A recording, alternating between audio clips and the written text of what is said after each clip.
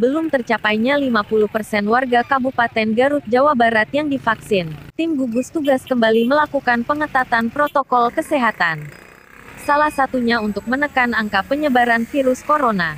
Tim gugus tugas COVID-19 Kecamatan Garut Kota terus gencar melakukan pengetatan protokol kesehatan. Salah satunya adalah razia masker, yang berlangsung Sabtu tanggal 23 Oktober tahun 2021 di pertigaan Jalan BRATAYUDA.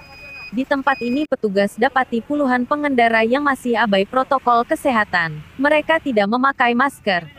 Mereka yang melanggar, didata petugas dan diberi teguran lisan. Sementara yang sama sekali tidak memiliki masker tidak diperbolehkan melanjutkan perjalanan, atau diputar balik ke daerah asal.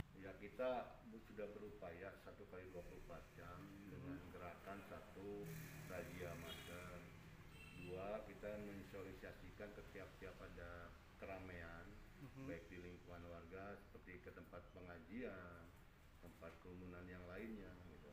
Termasuk kita sekarang karena COVID di kota sedang tinggi, keduanya kapasitas ruangan penuh, ini kita banyak yang isoman. Camat Garut Kota. Selain RAJIA masker, upaya SOSIALISASIPUN gencar dilakukan, salah satunya menyasar pertemuan pengajian ibu-ibu di setiap kelurahan. Ervan Lugina melaporkan untuk NET.